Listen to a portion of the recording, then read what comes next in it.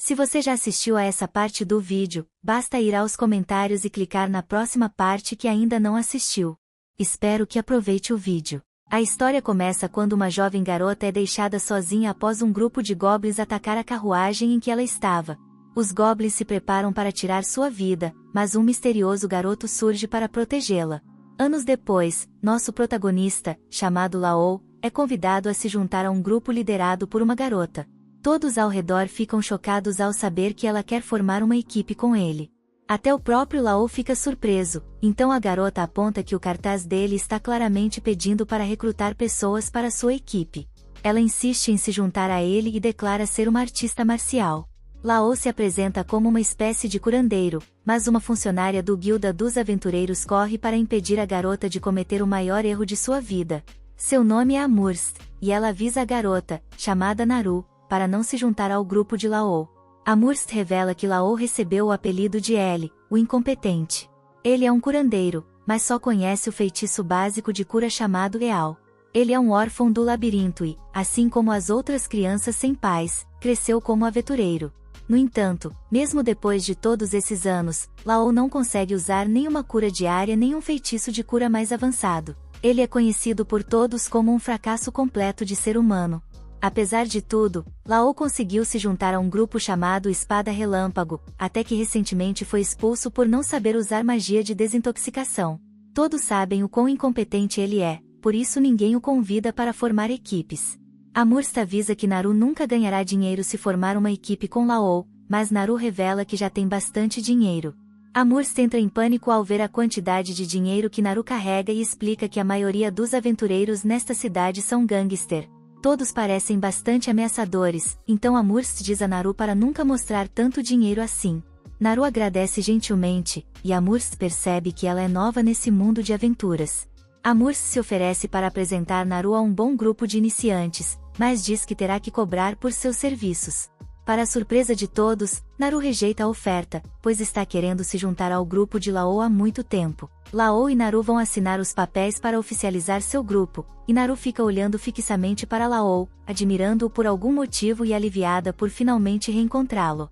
A garota estranha se assusta quando Laou pede que ela assine seu nome, mas logo se recompõe. Laou paga a taxa da guilda, e agora seu grupo está oficialmente formado. Do lado de fora, Laou explica que ninguém jamais explorou a parte mais profunda do labirinto de Mermit. Ainda há muitos mistérios lá dentro, e ninguém sabe quem são os chefes finais. Muitos aventureiros sonham em encontrar grandes riquezas dentro do labirinto, e por isso se reuniram na cidade de Marmet, tornando-a uma das maiores do país. Laou é um tanto psicopata, pois quer ir para o labirinto imediatamente. Naru se pergunta se isso é realmente uma boa ideia, já que acabaram de formar o grupo há poucas horas. Antes de sair, Amurst havia dito a Laou que ele só poderia levar Naru às planícies, pois ela ainda é uma novata. O labirinto libera poder mágico em algumas áreas ao seu redor, o que faz monstros surgirem por ali. As planícies são uma dessas áreas, mas apenas monstros fracos aparecem lá, sendo o local ideal para iniciantes. No entanto, as planícies são muito extensas, o que torna difícil encontrar monstros. O labirinto é o oposto, está repleto de monstros, e é exatamente para lá que Laou quer ir. Procurando o que buscavam, Laou garante a Naru que eles não terão problemas desde que não se aprofundem demais no labirinto, e que ele pode lidar com a situação se algo der errado. Ellie é estranhamente confiante para um curandeiro, mas ele diz que não é nada, e continuam a jornada. Quando chegam ao destino, Naru insiste em liderar. Ela é uma artista marcial, então fazendo sentido que Ellie a apoie de trás como curandeiro. Ellie fica feliz com a confiança dela, mas se pergunta se ela realmente sabe lutar. Naru logo prova seu valor, derrotando um grupo de goblins, e Laou fica bastante impressionado. Ele explica que a guilda compra as pedras mágicas deixadas pelos monstros, e é assim que a maioria dos aventureiros ganha a vida. As pedras são valiosas porque podem ser usadas para diversas coisas, mas Laou comenta que Naru já deveria saber disso, mesmo como iniciante. Infelizmente, as pedras mágicas dos goblins não valem muito, então eles terão que derrotar monstros mais fortes se quiserem ganhar mais dinheiro. Os dois concordam em se aventurar mais fundo no labirinto para ganhar mais, e Naru deve proteger o curandeiro caso algo aconteça. Pouco tempo depois, é Laou quem acaba protegendo Naru, impedindo-a de pisar em uma armadilha. Ele mostra onde ela quase caiu e explica que conseguiu salvá-la porque percebeu a diferença de cor nas pedras do chão. Geralmente, detectar armadilhas é trabalho de ladrões, então Naru se pergunta como Lao conseguiu fazer isso sendo um curandeiro. Lao apenas explica que ele é aventureiro há muito tempo e aprendeu algumas habilidades ao longo do caminho. Mais fundo no labirinto, os dois avistam um meio-orc, que não deveria estar no nível em que se encontram. Os meio-orcs são demônios de nível intermediário, e seus corpos robustos os tornam difíceis de derrotar. Seu poder é comparável ao dos monstros dos níveis mais baixos do labirinto, então nunca deveriam aparecer nos níveis superiores. Naru se pergunta se é hora de fugir, mas Lao está confiante de que eles podem derrotá-lo se trabalharem juntos. Ele não quer forçá-la, mas Naru surpreendentemente concorda, confiando no julgamento dele. Naru inicia o combate, mas se surpreende quando seu primeiro ataque faz parecer que ela está chutando uma parede de tijolos. Felizmente, a besta é bastante lenta, mas Naru acaba levando algum dano. A luta rapidamente vai mal para ela, e ela é encurralada. No entanto, o monstro não consegue finalizá-la. Nesse momento, Naru apenas observa com espanto enquanto vê Lao resgatá-la a tempo, cravando sua espada no peito do orc. Lao fica feliz ao ver que Naru está bem, mas ela começa a questionar se ele é realmente apenas um curandeiro.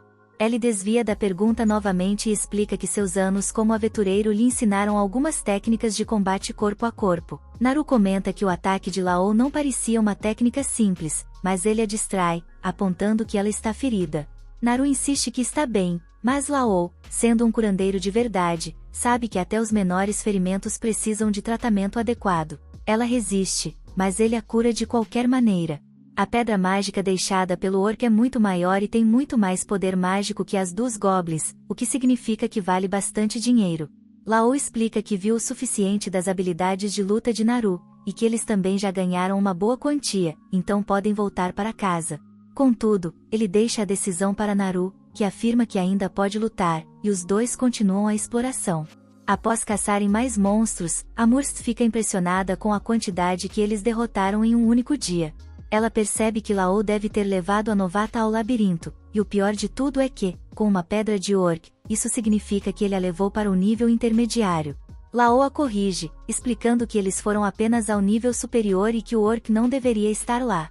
No entanto, isso bate com o que outros aventureiros têm relatado, e os superiores também têm estado muito ocupados ultimamente, o que faz Amurst pensar que algo está acontecendo no labirinto. O humor de Amurst muda rapidamente quando ela fica animada para pagar pelas pedras mágicas. Naru acha estranho o entusiasmo dela, então Lao explica que os funcionários da guilda recebem aumento de salário quando compram pedras mágicas, mas isso só acontece quando as pedras vêm dos aventureiros pelos quais são responsáveis. Isso significa que, quanto mais os aventureiros ganham, mais Amurst também ganha. Lao fica chocado com o valor da recompensa, e Amurst tem que lembrá-lo de dividir com Naru.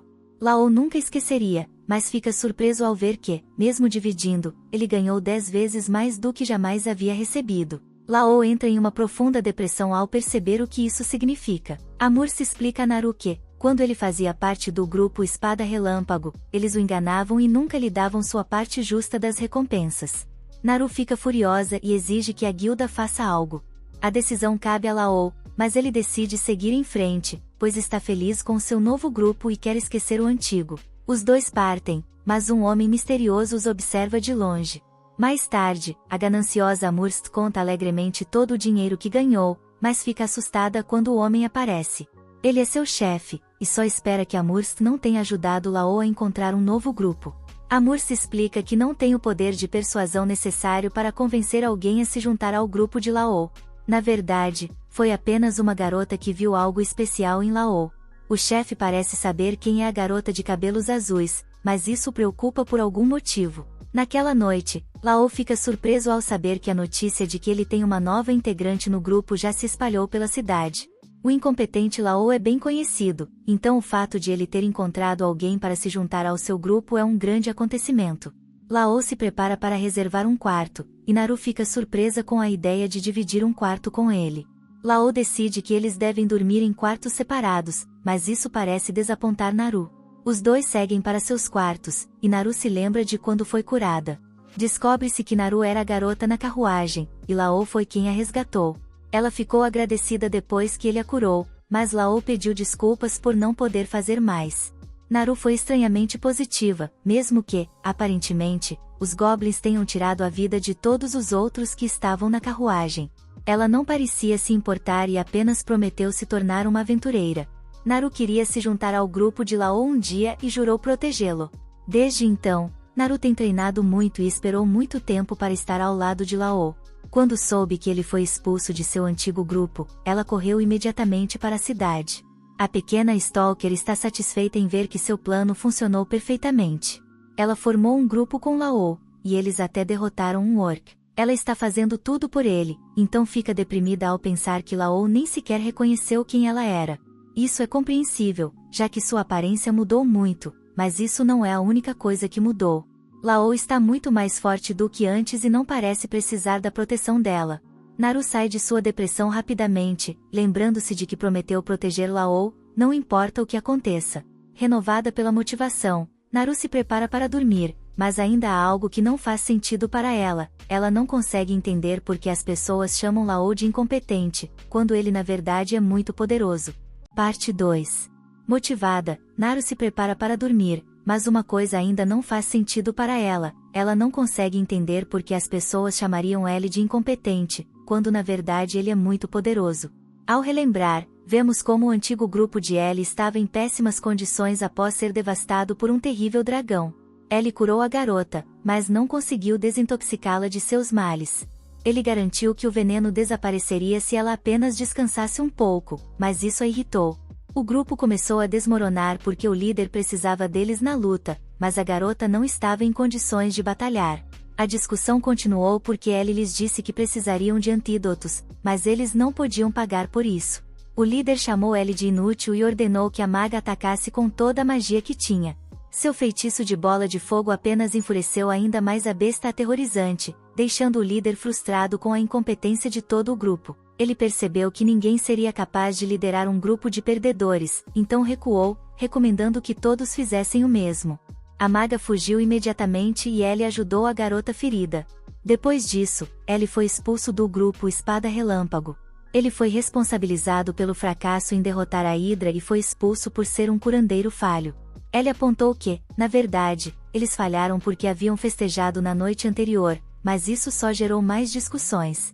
O líder decidiu que a maga deveria escolher quem era o culpado, mas ela ficou intimidada e a culpa recaiu sobre Ellie.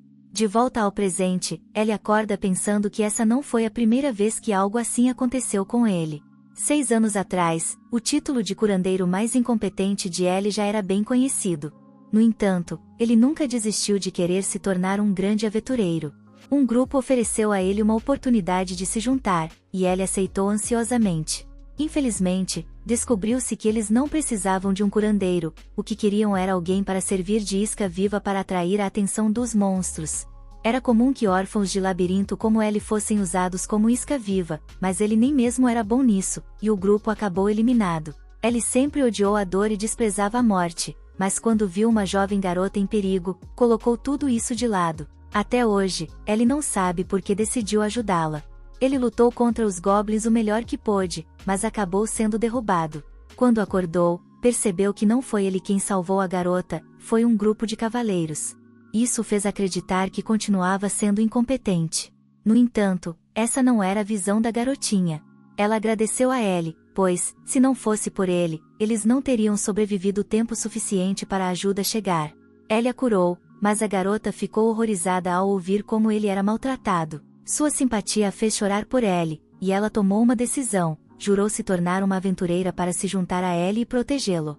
A garota era de uma família nobre, o que significava que nunca poderia ser uma aventureira. Ellie sabia disso, mas suas palavras o encorajaram, e ele decidiu continuar tentando se tornar um grande aventureiro. Eventualmente, ele encontrou um mentor e começou a treinar. Ele aprendeu apenas as técnicas de cura mais básicas, mas também adquiriu muitas outras habilidades essenciais para aventureiros. Com o tempo, Ellie ganhou confiança de que havia se tornado um grande aventureiro, e foi então que se juntou ao grupo Espada Relâmpago. Ellie acredita a garotinha o fato de não ter desistido de se tornar um aventureiro, já que as palavras dela o impediram de abandonar esse sonho.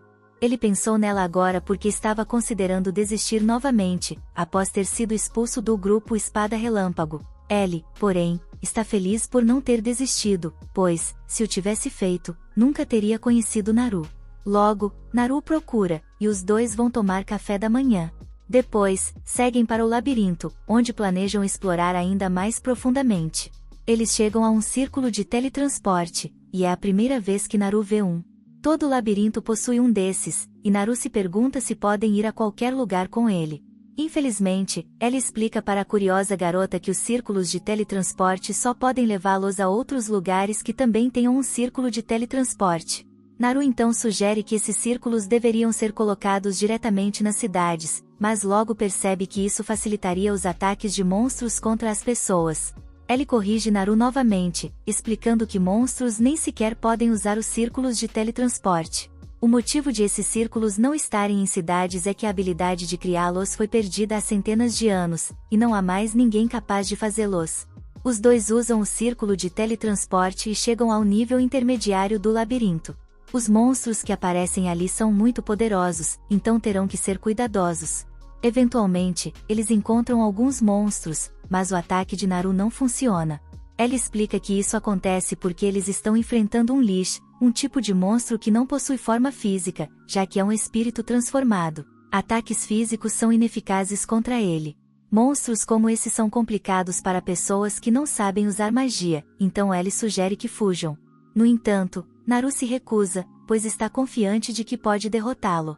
Os dois elaboram um plano. Ellie atrai a atenção do Lich e o leva até Naru. Com treinamento intenso, alguns humanos podem manipular o poder do Ki em seus corpos. Artistas marciais como Naru, que treinaram por anos, são capazes de fazer isso. Esse Ki permite que o usuário ataque até mesmo espíritos como o Lich. Naru usa essa técnica e destrói completamente o Lich. Os dois heróis comemoram, mas Naru se machuca. Ellie usa uma ferramenta mágica que aprimora os efeitos de cura e a cura rapidamente. As pedras mágicas encontradas por aventureiros eventualmente acabam nas mãos de artesãos, que as transformam em ferramentas mágicas. O Lich que eles acabaram de derrotar deixou um núcleo mágico, e Naru se pergunta por quanto poderão vendê-lo quando voltarem à guilda. Lá, Mer, a recepcionista, fica novamente surpresa e grata pelas pedras que a dupla trouxe. Depois de receber uma quantia considerável de dinheiro, os dois seguem de volta à cidade. No caminho, se deparam com uma grande discussão, e ela explica que muitos aventureiros têm se envolvido em brigas recentemente. Vários aventureiros problemáticos começaram a aparecer, e isso está perturbando a paz da cidade. Ellie decide que não há nada que possam fazer a respeito, então sugere que gastem o dinheiro com uma refeição luxuosa. A garçonete se pergunta se eles realmente podem pagar por uma refeição tão cara, mas Ellie a manda se calar e trazer uma cerveja. Naru também quer se deliciar, mas uma jovem garçonete explica que eles não vendem álcool para menores de idade. Enquanto comem, Naru decide perguntar sobre algo que a tem intrigado. Ela viu uma estrutura muito alta na cidade, mas sem portas ou janelas. Na verdade, existem várias dessas estruturas na cidade. Ellie também não sabe o que são, mas ele perguntou a algumas pessoas locais. Os artesãos disseram que são eles que estão construindo, mas nem eles sabem para que servem. O mais estranho é que ninguém sabe quem é o cliente que está pagando pela construção. A planta da estrutura e o pagamento foram trazidos por um agente, e por trás desse agente havia outro agente. Há uma cadeia de agentes envolvidos, o que deixa claro que a pessoa por trás de tudo isso não quer ser descoberta. As estruturas não estão realmente incomodando ninguém, então as pessoas não questionam muito.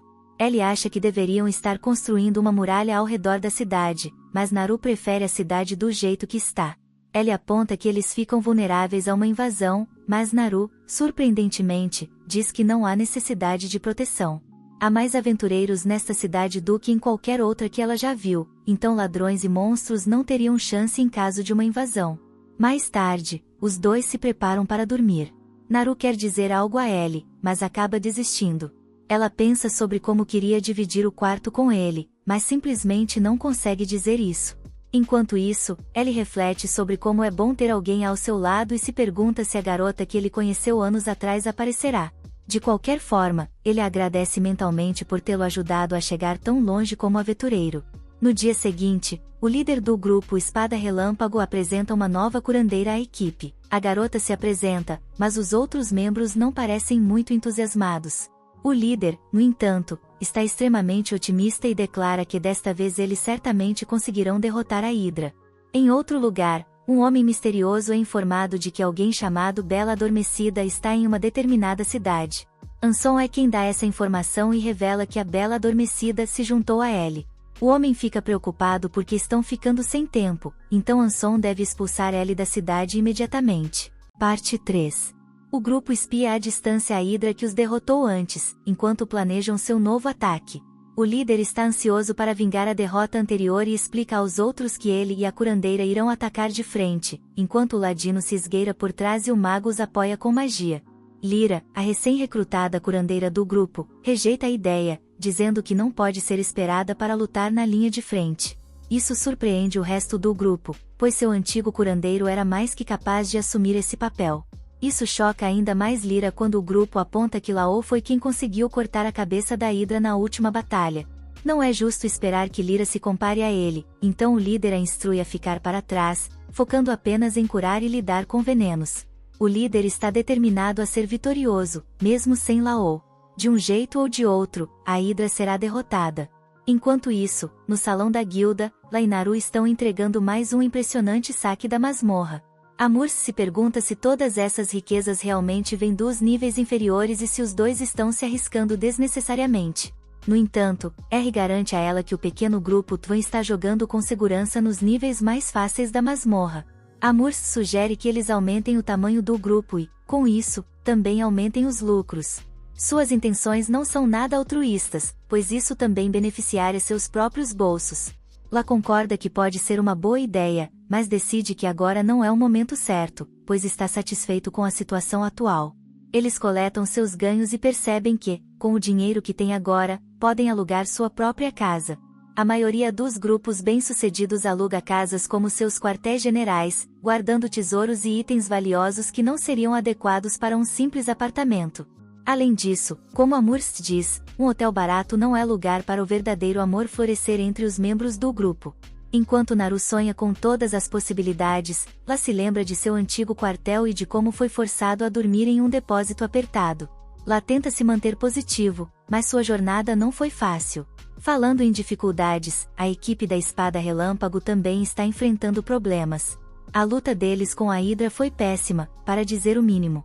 Machucados e exaustos após a expedição fracassada, o time está frustrado com o fracasso, pelo menos aqueles que ainda conseguem ficar de pé. Marilis está furioso e confuso, socando a mesa enquanto tenta entender por que não conseguem derrotar a Hydra. Enquanto isso, Lyra está ocupada desintoxicando a ferida de Amira, enquanto os outros discutem. Eles logo começam a perceber que talvez Ellie, o curandeiro inútil que reclamava mas obedecia, tenha sido mais útil do que pensavam. Margaluz decide que terá que pedir para ela voltar ao time, afinal, quem poderia recusar o convite de se juntar à ilustre Espada Relâmpago? Pouco depois, Lyra é acordada por Amira, que está se sentindo muito melhor após ser curada. Abrindo as cortinas, ela se oferece para buscar algo para o mago comer. Ao procurar comida, ela descobre que Sibéria e Margaluz desapareceram e se pergunta onde eles poderiam ter ido. O companheiro de equipe, Margaluz, um homem realmente sem vergonha, traz a proposta para ela no salão da guilda como se fosse um presente, rindo o tempo todo e fingindo que o abuso passado foi apenas um pequeno mal-entendido. Fica bem claro que Margaluz deve ter colocado todos os seus pontos de habilidade em manipulação.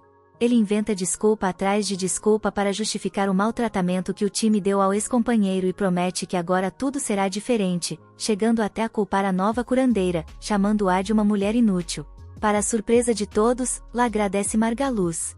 Mas, antes que mais alguma palavra seja dita, Naru, que ouviu tudo, não aguenta mais e corre para intervir.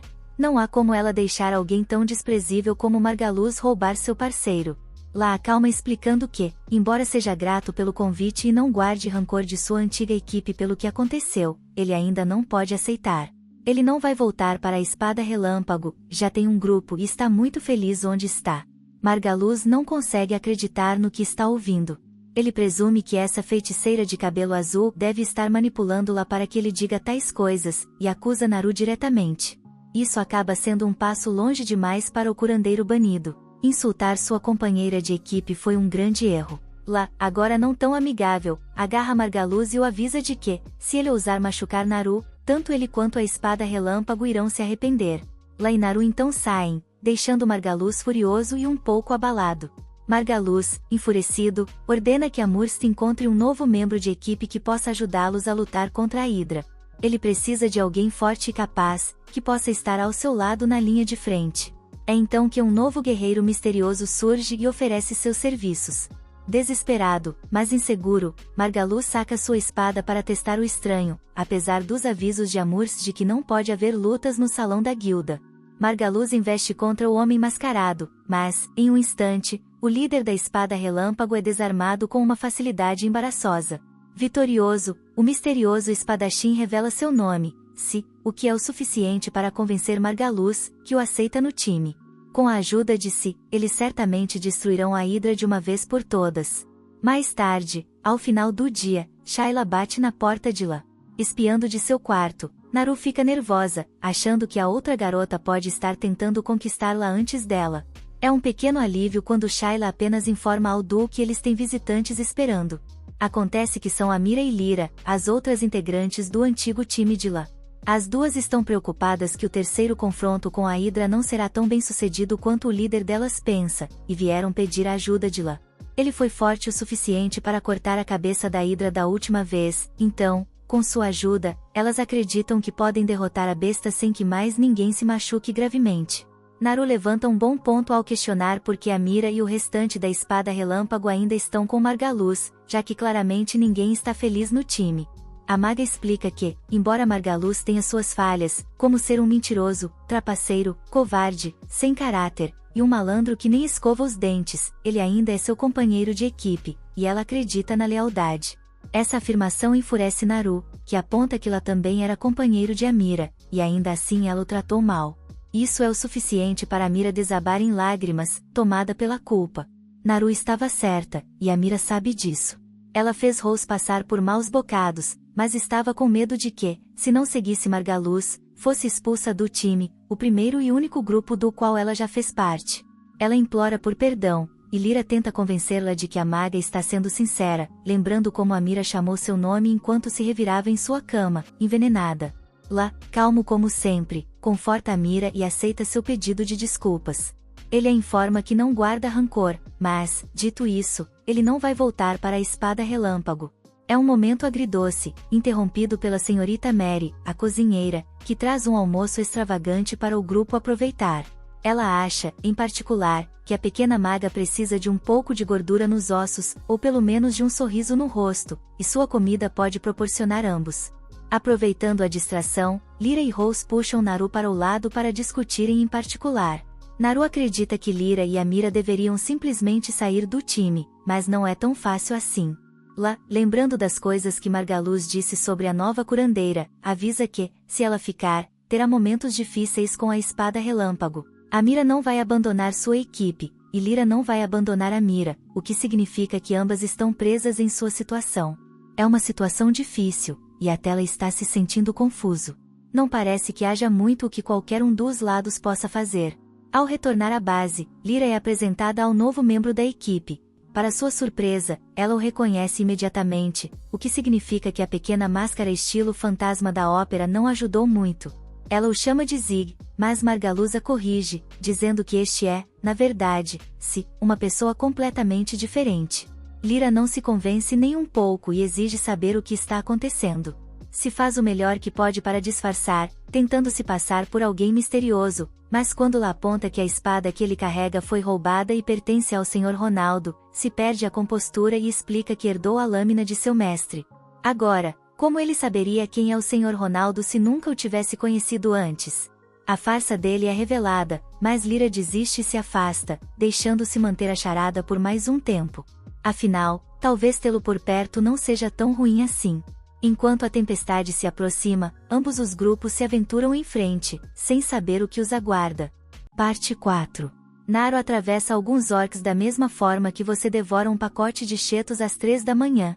Nossa heroína de cabelos azuis mostra exatamente porque ela é a parceira perfeita, ao despachar sozinha todo o grupo de monstros com facilidade. Rose fica impressionado, mas Naru já está ansiosa para o próximo desafio. Infelizmente, Naru perdeu sua receita de OIC e está com fome, então o próximo desafio acaba sendo o almoço. Os dois encontram o lugar perfeito no chão sujo da masmorra, mas em vez de sanduíches, Naru surpreende Rose com um enorme banquete. Aparentemente, Betty Crocker os obrigou a levar as sobras de comida de mais cedo, mas de alguma forma Rose não percebeu Naru trazendo a enorme caixa de comida. Enquanto devoram o banquete, Rose explica que tipo de monstros seus antigos companheiros de equipe enfrentam. A Hydra é um inimigo terrível, com mais músculos que um protagonista de JoJo e um corpo coberto de escamas fortes o suficiente para desviar tanto ataques físicos quanto mágicos. Como se ser indestrutível não fosse o bastante, ela também está cheia de veneno mortal para protagonistas. Esses dragões são relativamente raros, mas entre outros monstros de seu nível, são os mais comuns. Por conta disso, a Hydra foi extensivamente estudada por aventureiros passados, que desenvolveram diversos métodos para enfrentá-la. Seu veneno faz qualquer um sangrar por todos os lados como se tivesse comido um taco do Taco Bell recheado com vidro quebrado, mas, felizmente, existe um antídoto à venda. Porém, é bem caro, o que explica por que a antiga equipe de Rose não tinha um. Rose explica que sua antiga equipe terá que contar totalmente com a magia de purificação do novo curandeiro. Naru fica um pouco nervosa ouvindo tudo isso, mas Rose acalma seus temores ao descrever as pessoas de sua antiga equipe. O líder, Margaluz, pode parecer o herói grátis de jogos mobile, mas é um espadachim realmente excepcional. Contanto que ele não fuja e nem subestime o oponente, Margaluz pode ser bastante formidável. Saria também não fica atrás, com sua velocidade e agilidade de primeira, seu talento para furtividade é suficiente para se aproximar de qualquer monstro, mesmo um com tantas cabeças e olhos como a Hydra. Naru não gosta de ouvir Rose falar tão bem de sua antiga equipe, já que eles o deixaram de lado como se fosse um anime abandonado após o primeiro episódio filler. No entanto, Rose diz que a única linguagem que ele conhece é a verdade, então Naru guarda suas opiniões por enquanto. Em vez disso, ela menciona o quanto está cansada de enfrentar a mesma masmorra dia após dia. Rose concorda que talvez seja hora de seguir em frente, e Naru, animada, sugere as regiões pantanosas que não ficam muito longe dali. Enquanto isso, nas regiões pantanosas, não muito longe, estamos com a Espada Relâmpago, no meio de uma batalha feroz com a Hydra, que parece ter sido criada apenas para lembrar os personagens secundários de que eles não são os protagonistas. Margaluz consegue desferir um golpe cortante em uma das muitas cabeças, e o membro mais recente, segue com uma estocada que quase decapita a criatura. Pressionando o ataque, Age, o espadachim musculoso, se prepara para mais um golpe, mas ao alcançar a criatura, recua. Margaluz o repreende por não terminar o trabalho, mas se responde perguntando se Margaluz realmente ficaria bem em deixar-se levar toda a glória para si? Se acredita que Margaluz, o Homem-Troféu, merece esse troféu. Afinal, Margaluz, o matador de hidras soa bem melhor do que todos os seus outros apelidos bobos. Tentando parar com as piadas, Margaluz parte para cima do monstro, mas é rapidamente jogado para trás após um ataque com tudo. Lyra está ocupada cuidando do ferido Rogue, mas não acredita que o líder cabeçadura está avançando diretamente contra o monstro. Ele não tem chance, já que o dragão é praticamente um tanque ambulante, com mais cravos que as costas da Sibéria. Lyra continua a reclamar, mas Sibéria comenta que ele é assim mesmo, ela gosta de bad boys e acha seu jeito tolo um tanto charmoso. Com seus ferimentos curados e seu péssimo gosto para homens intacto, o Rogue volta para fazer mais escolhas de vida duvidosas. Nesse momento, Lyra nota-se observando tudo de longe e se pergunta o que ele está planejando. A luta já dura um tempo, e a Hydra começa a se cansar. As distrações de Sibéria permitem que Margaluz cause danos consideráveis. Nesse mundo sem leis de trabalho infantil, Armia está trabalhando dobrado em um ataque mágico. Com seus poderes combinados, Lyra está confiante de que a Hydra logo cairá. Mas sua esperança é despedaçada quando a Hydra lança uma enorme pedra no peito da pequena trabalhadora, que agora preferia estar montando tênis como outras crianças. Amir fica aterrorizada ao ver o monstro focando-se nela. Ela solta um grito de gelar o sangue quando ele se aproxima, e então algo estranho acontece. Uma substância escura, como fumaça, começa a emanar de seu corpo. Ninguém consegue identificar o que é até se apontar que se trata de medo. Como se vê, monstros como a Hydra se alimentam de medo para ficarem mais fortes. É estranho, pois o medo normalmente não é visível a olho nu. Logo a equipe percebe que está cercada pela fumaça, que flui de todas as direções. Lyra fica chocada ao perceber que o que estão vendo é mana, algo encontrado apenas nas partes mais profundas do labirinto. mana, medo, seja o que for essa névoa, a Hidra absorve vorazmente e começa a mudar. Com poder mágico suficiente, monstros podem se transformar, ganhando habilidades ainda mais terríveis. Infelizmente, ao invés de se transformar em algo realmente criativo, o estúdio de anime de baixo orçamento só mudou sua cor e acrescentou mais cabeças. Ainda assim, a criatura agora é várias vezes mais poderosa do que antes, e Lyra jamais imaginou que presenciaria uma transformação dessas. Não há como a espada relâmpago vencer esse monstro aprimorado. Se então ordena que Lyra cuide do mago e de Margaluz e anuncia que é hora de recuar. Mas Margaluz, o lendário matador de hidras, não recua. Ele avança mais uma vez, determinado a arrancar ao menos uma cabeça como troféu. No entanto, quando sua lâmina atinge as escamas da hidra, ela se parte ao meio, falhando completamente com ele como aquele mouse barato que você comprou e quebra no meio da partida. Indefeso, Margaluz quase encontra um novo lar no fundo da garganta da hidra, mas Rose surge a tempo para salvá-lo. Margaluz fica chocado ao ver seu antigo companheiro de equipe, mas o tempo é curto. Com a ajuda de Naru, os dois conseguem repelir a hidra, mas Rose é necessário em outro lugar. Se aponta que Rose é apenas um curandeiro e o manda cuidar de Armia enquanto ele tenta conter a fera. Lyra já usou todos os seus pontos de personagem secundário e não consegue mais ajudar o mago caído. Felizmente, Rose chega com seus tokens de armadura de enredo e começa a usar sua habilidade básica de cura em Armia. Lyra comenta que o feitiço de cura básico não será nem de perto o suficiente, mas fica surpresa ao vê-lo lançar uma cura após a outra. Confusa, Lyra se pergunta se Rose está bugando ao dizer cura várias vezes, mas Siberia explica que isso é típico dele, que costuma empilhar curas. Até o garoto de ouro diz que é normal para Rose, mas Lyra não entende como colocar um band-aid sobre o outro pode acelerar a cura. Felizmente, ela está errada, pois Armia desperta graças a Rose. Lyra só pode se perguntar quem Rose realmente é, e Armia agradece por mantê-la viva para que não seja demitida por sair do trabalho mais cedo. Perto dali, se fez o que pôde para deter a hidra, mas o monstro parece estar esperando Rose, como se lembrasse dele e quisesse vingança. Felizmente, Naru e Si estão lá para ajudar. Os três se preparam para a perigosa luta, enquanto o resto do grupo fica de fora, decidindo assistir enquanto os verdadeiros heróis enfrentam a batalha. O grande matador de hidras não se opõe, mas apenas porque sua espada está quebrada, e não por covardia. A luta intensa começa com um golpe atordoante de Naru, e Rose aproveita a abertura. Enquanto isso, se corta uma das cabeças da hidra com um único golpe. Margaluz fica chocado ao ver que a lâmina de Si não se quebra, e Lyra explica que é uma espada mágica. Margaluz fica estupefato, pois já ouviu falar dessa lâmina lendária, muito superior à sua própria espada patética que sua namorada sempre tira sarro. De repente, um erro custoso de Naru permite que um dos golpes dela seja revidado pela hidra, e ela é jogada ao chão. Perturbadoramente, o monstro não ataca, mas parece usá-la como refém, desafiando Rose para uma luta mano a mano. Lyra explica que, ao se transformar, os monstros não apenas ficam mais fortes, mas também mais inteligentes. Esse monstro agora tem mais inteligência em uma cabeça do que o grupo inteiro e está cheio de sede de vingança. Rose, sem hesitar, pede que todos fiquem para trás e aceita o desafio. Ele avança rapidamente, mas a cena corta para um velho decepcionado. Quando voltamos à luta, vemos que Rose foi derrotado. Embora o dragão tenha uma inteligência enorme, ele não perde a chance de provocar Rose com um grito de batalha. Rose só espera que o dragão não comece a zombar dele. Enquanto perde a consciência, estende a mão para seu fiel companheiro. Os outros tremem de medo, sem opções, mas o corpo de Rose começa a pulsar. Todos ficam chocados ao ver nosso herói se levantar mais uma vez, agora envolto por uma aura terrível. Descobre-se que o misterioso velho não estava decepcionado com a fraqueza de Rose, mas com o fato de que o poder dentro dele, que deveria permanecer em sono eterno, agora. Desperto, um chifre brilhante brota da testa de Rose, infundindo-o com uma explosão repentina de poder. O dragão sente o perigo imediatamente e tenta finalizar a luta, mas já é tarde demais. Com um único golpe, Rose destrói a hidra, reduzindo-a a pedaços antes de desmaiar inconsciente.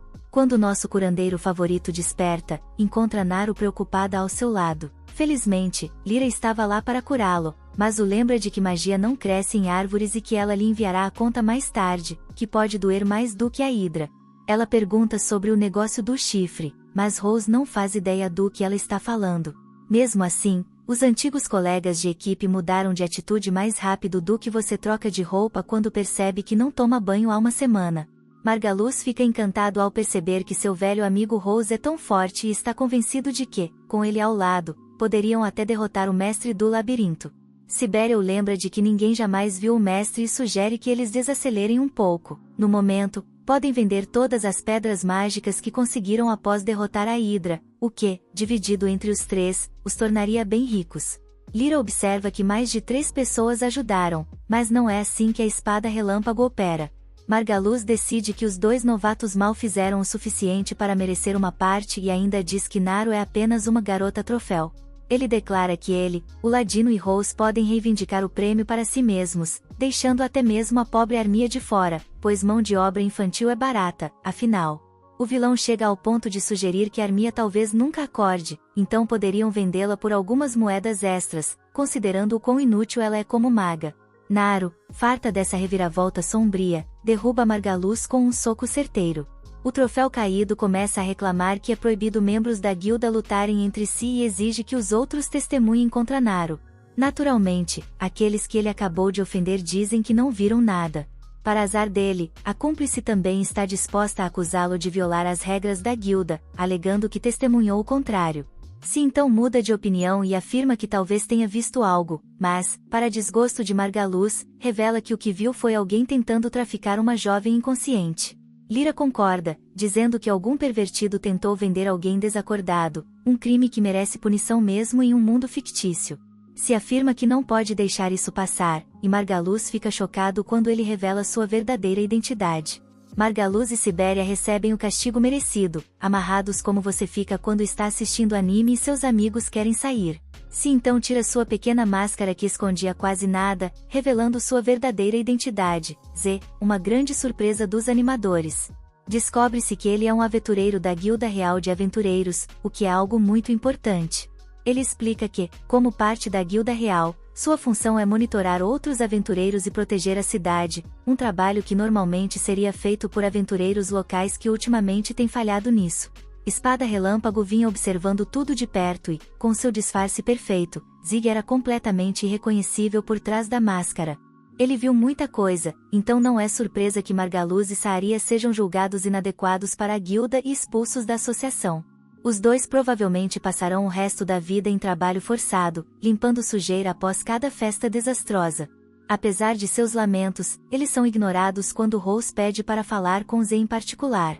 Surpreendentemente, ele pede que seus antigos colegas sejam poupados, explicando que, em algum momento, Margaluz e Saaria foram bons aventureiros, com sonhos e aspirações, mas acabaram corrompidos pela ambição de serem os melhores.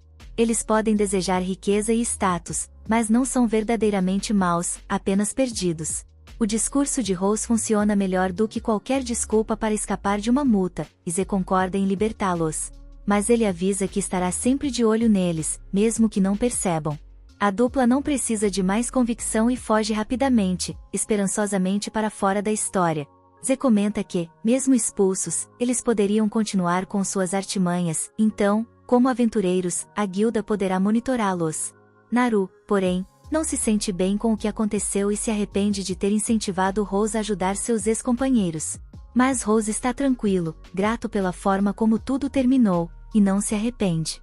Ele agradece a Naru e pede que continue sendo sua parceira, ao que ela aceita com alegria.